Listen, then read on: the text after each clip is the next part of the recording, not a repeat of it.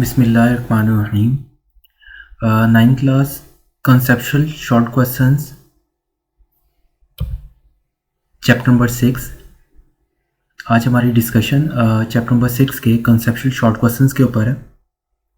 एक क्वेश्चन जो कि आपके जहन में है कि ये कंसेप्चुअल क्वेश्चंस मैं डिस्कस कर रहा हूँ, क्या पेपर में ये कंसेप्चुअल शॉर्ट क्वेश्चंस ही आएंगे?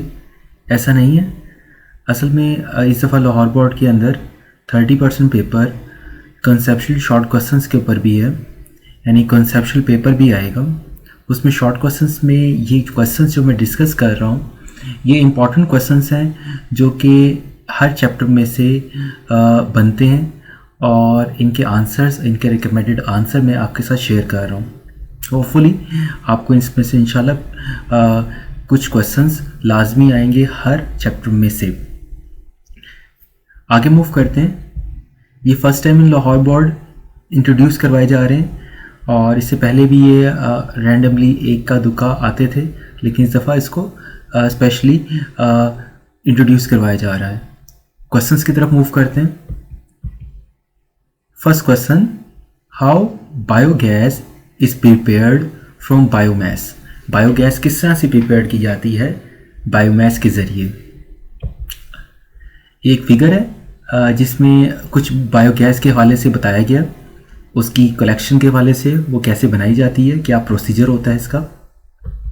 Answer, when animal done dead plants and dead animals decompose they give of mixture of methane and carbon dioxide. Electricity can be generated by burning methane. Students, आप लोग जानते हैं animals का जो फुजला होता है, dead plants, जो एनिमल्स जो प्लांट्स जो है ख़त्म हो जाते हैं, डेड हो जाते हैं, ख़त्म हो जाते हैं। डेड एनिमल्स, जो एनिमल्स मर जाते हैं, उनको जब इनको दफना दिया जाता है तो ये डिकम्पोजिशन का अमल शुरू हो जाता है, ये गलना सड़ना शुरू हो जाते हैं, और इस दौरान में मीथेन और बहुत सारी गैसेज जिसमें कार्बन डाइऑक्साइड भी जो है निकलती है, खारिज होती है। इलेक्ट्रिसिटी भी इसी तरह ही आप प्रोड्यूस करवा सकते हैं इन्हीं गैसेस को बर्न करके। नेक्स्ट क्वेश्चन की तरफ मूव करते हैं। Question number 2, how does a force do work. एक फोर्स से वर्क कैसे होता है? एक फिगर है जिसमें फोर्स लगाई जा रही है, और चीज़ों को पुश या पुल कर कर आप फोर्स लगाकर आप चीज़ों को पुश भी कर सकते हैं, पुल कर सकते हैं, रोक सकते हैं, जैसे कि डेफिनेशन में भी हमने फोर्स की पढ़ा था। आंसर की तरफ मूव करते हैं। Work is done when a force acting on a body displaces it in the direction of the force. Work उस वक्त होता है जब आप बॉडी पर फोर्स लगाएं और आपके फोर्स लगाने से बॉडी कुछ फासला भी तय करे। अगर आप फोर्स लगाएं और बॉडी में किसी किस्म का डिस्प्लेसमेंट प्रोड्यूस ना हो, बॉडी अपनी जगह पर ही मौजूद रहे, वो ज़रा सी भी अपनी जगह से लेफ़्ट और राइट ना हो, तो इसका मतलब है आपकी फोर्स लगाने से वर्क नहीं हुआ। हाँ, अगर आप बॉडी पर फोर्स लगाएं और बॉडी में कुछ मूवमेंट हो, बॉडी कुछ डिस्प्लेसमेंट तय करे, तो इसका मतलब है कि वर्क हुआ है। Question number 3, why do we need energy. हमें एनर्जी की ज़रूरत क्यों होती है? इसके आंसर की तरफ आते हैं। We need energy to do work, walk and play. We get it from the food that we eat. हमें एनर्जी की ज़रूरत होती है, किस लिए ज़रूरत होती है? काम करने के लिए, चलने के लिए, खेलने के लिए, और बहुत सारी अपनी रोज़मर्रा ज़िंदगी के काम करने के लिए हमें एनर्जी की ज़रूरत होती है। और ये एनर्जी हमारे में कैसे आती है? ये एनर्जी आती है हमें फूड, जो हम खाना खाते हैं, जो भी हम खुराक खाते हैं, उससे हमें ये एनर्जी आती है। क्वेश्चन नंबर 4 की तरफ मूव कर रहे हैं। Why fossil fuels called non renewable form of energy. Fossil fuels को non renewable form of energy में क्यों लिया जाता है? अब नॉन रीन्यूएबल एनर्जी सोर्सेज से मुराद क्या है? ऐसे सोर्सेज जिनको दोबारा से यूटिलाइज नहीं किया जा सकता, ऐसे सोर्सेज को नॉन रीन्यूएबल कहते हैं। फर्ज कर लेते हैं कोयला। कोयले को अब जब एक दफ़ा जला लेते हैं तो कोयला राख की शक्ल इख्तियार कर लेता है। अब राख से दोबारा से कोयला नहीं बनाया जा सकता। आसान लफ्ज़ों में ऐसा सोर्स जिसको आप एक दफ़ा इस्तेमाल करने के बाद दोबारा से उसको इस्तेमाल नहीं कर सकते, वो ख़त्म हो जाता है, ऐसे सोर्स को नॉन रीन्यूएबल कहते हैं, जिसको दोबारा से रीन्यू नहीं किया जा सकता। आंसर की तरफ आते हैं। जैसे कि एग्जांपल है कोल की। कोयले को आप एक दफ़ा जब यूज़ कर लेते हैं फिर वो ज़ाया हो गया। राख से दोबारा से कोयला नहीं बनाया जा सकता। ऑयल को जब आपने एक दफ़ा इस्तेमाल कर लिया वो दोबारा से जो उसका स्मोक की शक्ल इख्तियार कर लेगा, स्मोक से दोबारा से ऑयल नहीं बनाया जा सकता। नेचुरल गैसेज हो गई, केरोसिन की इस्तेमाल बाद एग्जांपल दे रहा है, प्रोपेन की बात कर रहा है, ये सारे के सारे हमारे पास नॉन रीन्यूएबल में आ जाते हैं। आंसर की तरफ आते हैं। Fossil fuels and nuclear fuels are non-renewable sources because it took millions of years for them to attain the present form. इनको दोबारा वापस आने में लाखों साल, करोड़ों साल लग जाते हैं दोबारा से बनने में। जैसे कि हम जानते हैं कोयले का जो कोल होता है, इसका प्रोसेस ये होता है कि जब साइंटिस्ट ने इसके हवाले से डिस्कशन की तो उन्होंने बताया कि ज़मीन के अंदर डिकम्पोजिशन का अमल होता है और डिकम्पोजिशन के अमल के दौरान में हज़ारों लाखों साल बाद कोयला यानी कोल बनने का एक प्रोसेस मुकम्मल होता है। इसलिए क्योंकि इनके बनने में, इनको दोबारा से रीन्यू होने में हज़ारों लाखों साल लग जाते हैं, इसलिए हम इनको नॉन रीन्यूएबल एनर्जी सोर्सेज में काउंट करते हैं। क्वेश्चन नंबर 5 की बात करते हैं। Which form of energy is most preferred and why? कौन सी एनर्जी का सोर्स बहुत ज़्यादा प्रीफर किया जाता है, बहुत ज़्यादा आपके लिए अच्छा सोर्स है, कौन सा एनर्जी का सोर्स है वो? एक फिगर है, इस फिगर से आपको अंदाज़ा हो गया है कि मैं किस सोर्स की बात कर रहा हूँ जो कि मोस्ट प्रीफरेबल है। Solar energy is a most preferred form of energy because it does not pollute the environment in any way.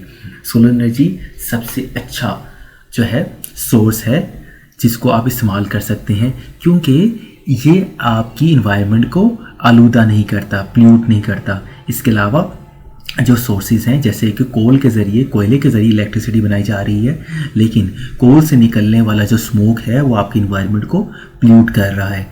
इसके अलावा भी बहुत सारे सोर्सेज हैं जो है आपके पास। बायोमास को, कूड़ा करकट को जलाकर भी इलेक्ट्रिसिटी पैदा की जा सकती है, लेकिन इससे निकलने वाला धुआं, इससे निकलने वाला स्मोक आपके इन्वायरमेंट को पोल्यूट करता है। लेकिन सोलर एनर्जी एक ऐसा सोर्स है जिससे आप इलेक्ट्रिसिटी पैदा कर सकते हैं और ये आपकी इन्वायरमेंट को भी पोल्यूट नहीं करता, इसलिए मोस्ट प्रीफरेबल सोर्स है एनर्जी का। How is energy converted from one form to another form?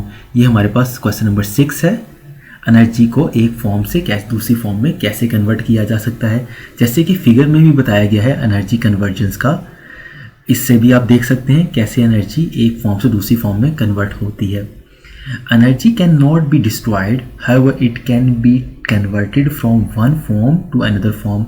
Energy को डिस्ट्रॉयड नहीं किया जा सकता, लेकिन इसको एक शक्ल से दूसरी शक्ल में तब्दील ज़रूर किया जा सकता है। For example, bye rubbing hands mechanical energy is converted into heat energy. जैसे जब हम अपने हैंड्स को रब करते हैं, तो जब अपने हैंड्स को रब करते हैं तो हमारी मैकेनिकल एनर्जी हीट एनर्जी में कन्वर्ट हो जाती है। जब हम सर्दी में, हमें जब सर्दी लग रही होती है तो हम अपने हैंड्स को रब करते हैं, तो हैंड्स को रब करते हैं तो जो हमारी पाम होती है, हथेली, वो गर्म हो जाती है। इस प्रोसेस के दौरान में mechanical energy basically heat energy में कन्वर्ट हो जाती है। क्वेश्चन नंबर 7 की तरफ मूव करते हैं। On which factors work depends? वो कौन से फैक्टर्स हैं जिन पर वर्क डिपेंड करता है, इन्हिसार करता है? The work depend upon the following factors. First, force acting on the body, जो फोर्स एक्ट कर रही है उसके ऊपर वर्क डिपेंड करता है। Second, displacement of the body and the angle between them, displacement पर डिपेंड करता है और दो बॉडीज के दरमियान में जो एंगल है उसके ऊपर भी डिपेंड करता है। क्वेश्चन नंबर 8 की तरफ मूव करते हैं। What is biomass and how energy is produce from it? Biomass क्या है और इससे एनर्जी कैसे प्रोड्यूस की जाती है? इसके आंसर की तरफ मूव करते हैं। बायोमास इज अ प्लांट और एनिमल वेस्ट। बायोमास बेसिकली क्या होता है?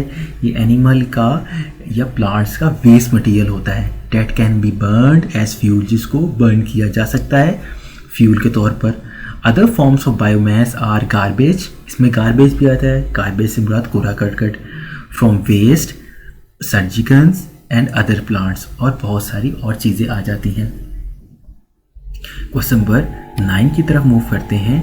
How can you describe geothermal energy by defining magma, आप जियोथर्मल एनर्जी को कैसे डिस्क्राइब करेंगे मैग्मा को डिफाइन करते हुए।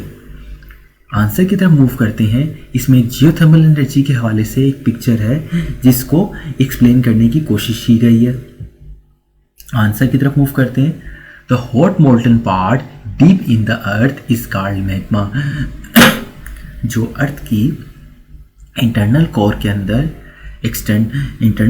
अंदर जो हॉट मोल्टन पार्ट होता है उसको मैग्मा का नाम दिया जाता है। Water reaching close to magma changes to steam, जो वाटर मैग्मा तक पहुंचता है वो बेसिकली स्टीम में, हरारत में तब्दील होना शुरू हो जाता है। Due to high temperature of magma के हाई टेम्परेचर की वजह से this energy is called geothermal energy, इस एनर्जी को हम जियोथर्मल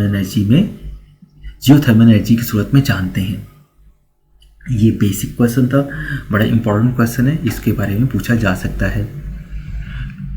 हमारे पास question number 10, how can you find the efficiency of a system, हम सिस्टम की एफिशिएंसी कैसे मालूम कर सकते हैं। We can find efficiency of a system by the following formula, हम सिस्टम की एफिशिएंसी 2 फार्मूला से मालूम कर सकते हैं। First, efficiency is equals to required form of output divided by total input energy, और परसेंटेज एफिशिएंसी के लिए हमें एक फॉर्मूला यूज़ करना पड़ेगा, required form of output divide by total input energy multiply by 100। Students, ये हमारे इस सीरीज़ का चैप्टर नंबर 6 का लास्ट क्वेश्चन था जो कि मैंने आपसे डिस्कस किया। इस चैप्टर में से कॉन्सेप्चुअल क्वेश्चंस में जो क्वेश्चंस बेसिकली इम्पॉर्टेंट थे और बन सकते थे वो मैंने आपके साथ डिस्कस किए, कोशिश की कि मिनिमाइज फॉर्म में उतने आंसर्स आपके साथ डिस्कस करूं जितने आप आसानी से याद कर सकें। होपफुली आपको वीडियो पसंद आई होगी। वीडियो को लाइक लाजमी करें, चैनल को सब्सक्राइब करें, और अगर कोई सजेशन है आपको तो आप मुझे कमेंट बॉक्स में उसके बारे में मुझसे कमेंट करके मुझसे पूछ सकते हैं और मुझे एडवाइस भी कर सकते हैं। इंशाल्लाह नेक्स्ट लेक्चर में आपसे मुलाकात होगी। अल्लाह हाफिज़।